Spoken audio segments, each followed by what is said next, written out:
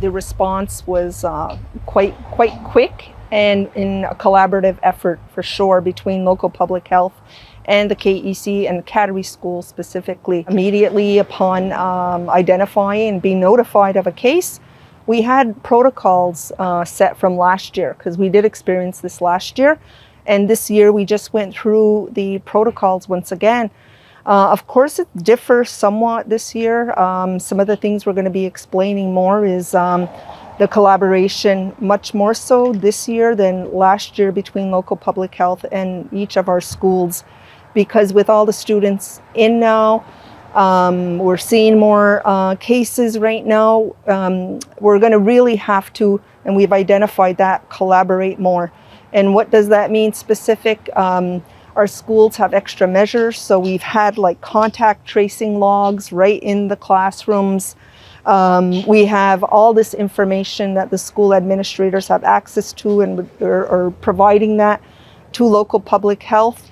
Following that, we already had our measures of going in, knowing where we should sanitize, do extra cleaning.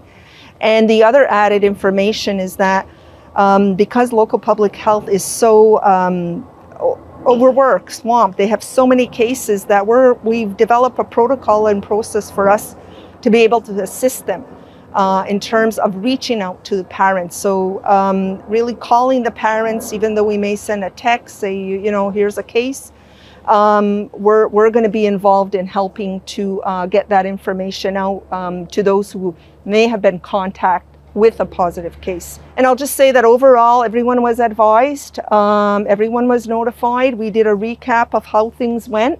And of course, like everything, there's some challenges, but we fixed those areas. And on the next day, I checked in at Kateri School, and have to say that, you know, asking, did parents send their children in? Was there fear? And I'm sure there was in the community, but they sent their children in. You know, that's what our whole plan was. We keep going.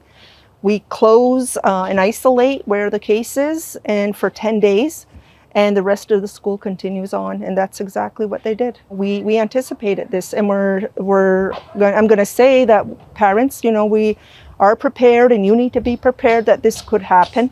And this isn't the first one. It could happen again. We had home learning, we had remote learning. And our teachers learned so quickly about technology and accessing that. But in the end, we did surveys at the end. We consulted with different wellness providers in our schools. And it came back unanimous that this wasn't the best approach. We couldn't continue this on for another year. We had children, yes, anxiety, families, the wellness, depression. And overall, we said, okay, we're going to make this work this year. We're going to be bringing them in. And, you know, just going around the school the first few days, walking in there, hearing the laughter, hearing the kids' voices, it's like so worth it, you know, that they need to be in there. It was definitely, it's something that is needed. And I'm glad that we made that decision.